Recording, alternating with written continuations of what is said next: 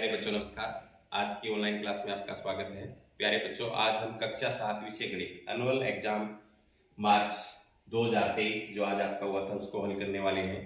तो जो बच्चे चैनल को देख रहे हैं या जिन बच्चों ने अभी तक चैनल को सब्सक्राइब नहीं किया, सब्सक्राइब कर लें और अपने साथियों को शेयर जरूर कर दें। तो प्यारे बच्चों, इस प्रश्न पत्र को हम जल्दी हल करेंगे ताकि वीडियो लंबा ना हो। तो शुरू करते हैं पहले प्रश्न से। पहले प्रश्न में आपसे पूछा है, देखो इनमें से कौन सा अनुचित भिन्न है, इनमें से कौन सी एक अनुचित भिन्न है। तो प्यारे बच्चों, यहाँ पर 1/12 इसका हर बड़ा है, ये उचित है। 5/9 ये भी उचित है, हर बड़ा है। 4/13 ये भी उचित है, हर बड़ा है। तो ऑप्शन नंबर जो 4 है 7/2 ये एक अनुचित भिन्न है, तो ये इसका सही हो जाएगा। आगे है प्रश्न नंबर 2। यदि हम एक संख्या के 1/3 में 2 जोड़े, मान लो कोई एक संख्या है m ही मान लो, उसका 1/3 करें तो m/3, उसमें 2 जोड़े तो कितना प्राप्त होता है 3। तो ऐसा ऑप्शन आपको कहां दिखाई दे रहा है? ऐसा ऑप्शन यहाँ पर m/3 + 2 = 3। तो ऑप्शन नंबर 2 यहाँ पर इसका बिल्कुल सही हो जाएगा। आगे है दो पूरक कोणों की मापों का योग कितना होता है। तो प्यारे बच्चों, पूरक कोणों, दो कोण ऐसे होते हैं जिनका जोड़ 90 डिग्री होता है। तो यहाँ पर ऑप्शन नंबर 4 इसका क्या हो जाएगा? बिल्कुल सही हो जाएगा। आगे है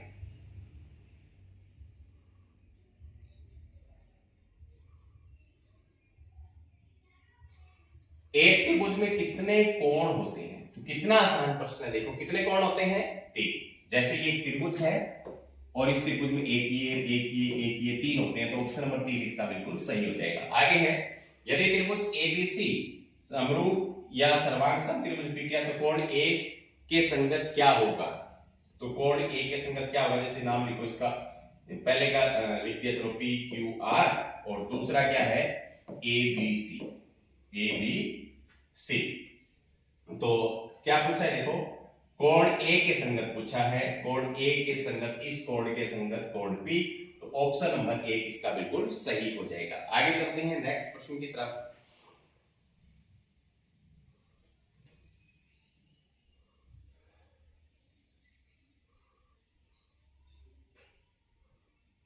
पिता और पुत्र की आयु 45 और 10 है। तो इनका आपको क्या बताना है? 45 और 10 का अनुपात बताना है। तो एक पानी में आते हैं 5 में 45 और 5 दूनी 10, तो 9:2। ऐसा कौन सा है? ऑप्शन नंबर 3 के अंदर है। तो 3 नंबर ऑप्शन इसका बिल्कुल सही हो जाएगा। आगे त्रिभुज पी क्यू आर ऐसा है जो कि कोण पी बराबर कोण क्यू, कोण तीनों कोण बराबर।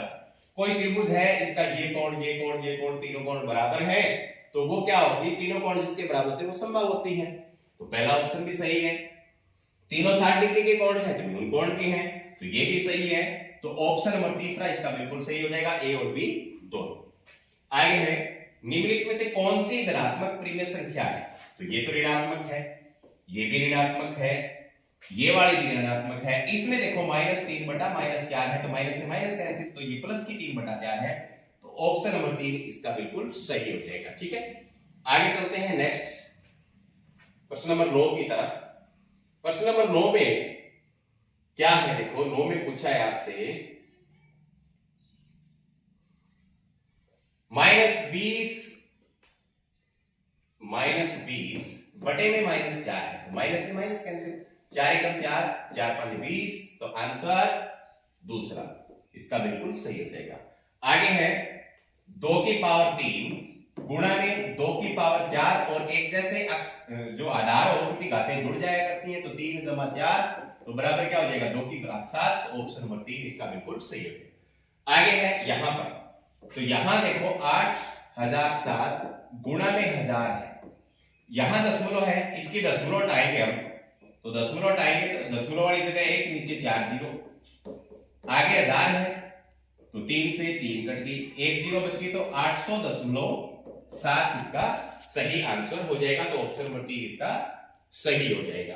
अब दशमलव इसमें दी हुई नहीं है, अगर दी हुई नहीं है तो कोई उत्तर मैच नहीं होगा। मैंने अपनी तरफ से यहां दशमलव मान ली है, तो मेरे हिसाब से ये उत्तर सही है। आगे है 3 5 7 4 2 1 4 3 4 का बहुलक क्या होगा? तो बहुलक वो होती है जो ज्यादा बार आए, तो 4 है वो इसमें ज्यादा बार है, तो ऑप्शन नंबर 2 इसका बिल्कुल सही हो जाएगा। आगे चलते हैं व्यंजक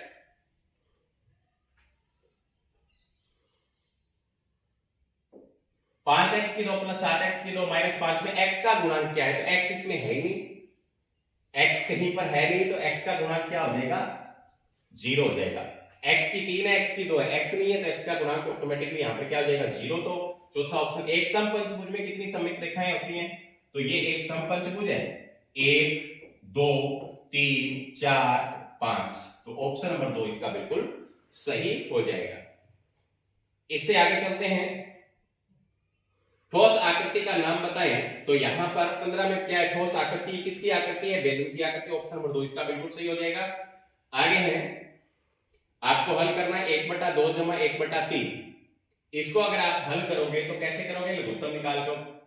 यहां पर लघुत्तम दोनों का कितना आ गया? यहां लघुत्तम आ गया 6, तो यहां पर 2 है, इस 2 से 6 को भाग देंगे 3 पर जाएगा, 3 एकम 3, तो मैंने यहां पर हल किया, आंसर कितना आ गया? 5/6।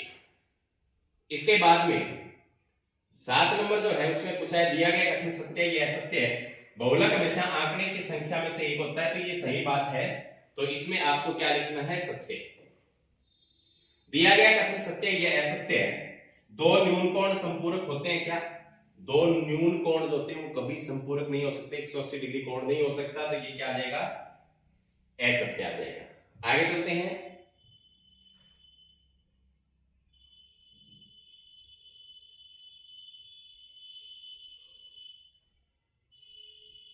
यदि किसी त्रिभुज के एक कोण की माप निकाले तो वह त्रिभुज क्या कहलाएगा? समकोण त्रिभुज कहलाएगा।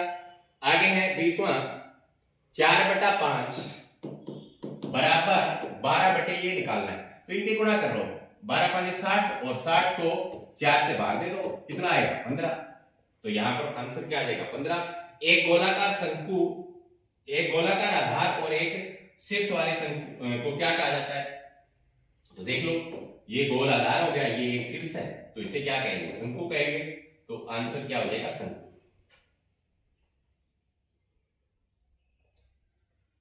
इससे आगे 22वें में आपको बड़ा बताना था, 7 और -19 में से कौन सा बड़ा है? निशान किस तरफ लगेगा? 7 की तरफ लग जाएगा। सैलगन जाल को मोड़ने पर हमें क्या प्राप्त होगा? तो ये प्रिज्म की आकृति प्राप्त होगी। तो आगे है एक समीकरण जिसकी चर की उच्चतम शक्ति 1 होती है, रेखिक समीकरण कहलाती है, तो सत्य है।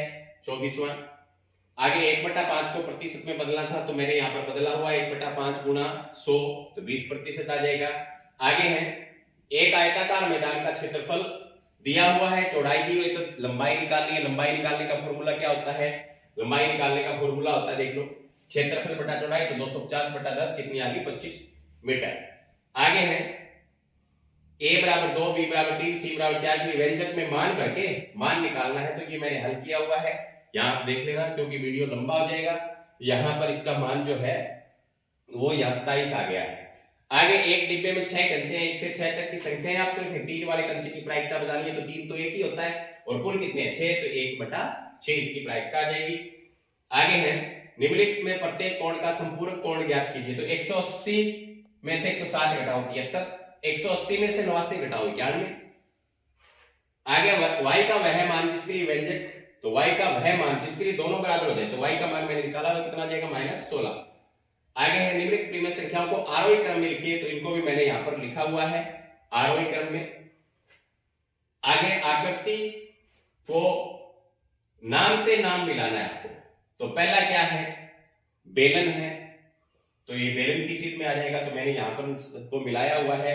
ये गोला है, ये घनाभ है, ठीक है, ये घन है, प्रिज्म है, पिरामिड है, तो इन सबको मैंने मिलाए हुए, आप भी इनको देख लेना। आगे है, सैलगन आकृति में पहचानिए। संगत कोण के युग्म को पहचाना है, तो 1 के 5 है, 3 के 7 है, 2 के 6 है, 4 के 8 है, और एकांतर क्या है? 1 के 4 है, 2 के 3 है, 5 के 8 है, 6 के 7 है, तो मैंने यहां पर लिखे हुए हैं, आप इनको देख लेना अपने आंसर। आगे है प्रश्न नंबर 34 में, एक कंप्यूटर लैब में 7 विद्यार्थियों के लिए 4 कंप्यूटर हैं, 28 विद्यार्थियों के लिए कितने कंप्यूटर चाहिए? तो देखो 7 के लिए 4 है, 28 के लिए बता रहे हैं, तो अगर सीधा सा हिसाब लगाए तो 7 के लिए 4 है, तो 28 के लिए कितने चाहिए? 7 7 के कितने बार आएंगे? 4 बार, तो मतलब कितने चाहिए? 16 कंप्यूटर चाहिए, तो मैंने यहां पर निकाल के आपको दिखाया हुआ है। आगे है, अंग्रेजी वर्णमाला के किन अक्षरों में निम्नलिखित अनुदिश प्रावर्तक सममित अर्थात दर्पण प्रतिबिंब से सममित है? तो मैंने यहां पर ये लिखे हुए, या में चेक कर लेना। आगे 36 जो है, इसमें ग्राफ की विमाएं 5, 3 और 2, इस ग्राफ के 3 अलग अलग समित के रेखा चित्र आपको खींचने थे। और जो 27वां है उसमें क्या है, आपको एक वर्ताकार घड़ी की मिनट की सुई 13 सेंटीमीटर, मिनट की सुई का सिरा 1 घंटे में कितनी दूरी तय करेगा, 1 घंटे में कितनी दूरी तय करेगा। तो यहां पर प्यारे बच्चों आपको क्या करना है, यहां पर ये वृत्त है, ये वाला है, ठीक है। तो इसमें ये वृत्त है, ये मिनट की सुई है, ये यहां से यहां तक चलने में कितनी दूरी तय करेगी। तो यहां पर आपकी ये क्या हो जाएगी, r 13 हो जाएगी और आपको परिधि बतानी 2 पाई r, क्षेत्रफल नहीं बताना, क्या बतानी है, परिधि। तो आप इस फॉर्मूले का उपयोग करके इसको निकालोगे।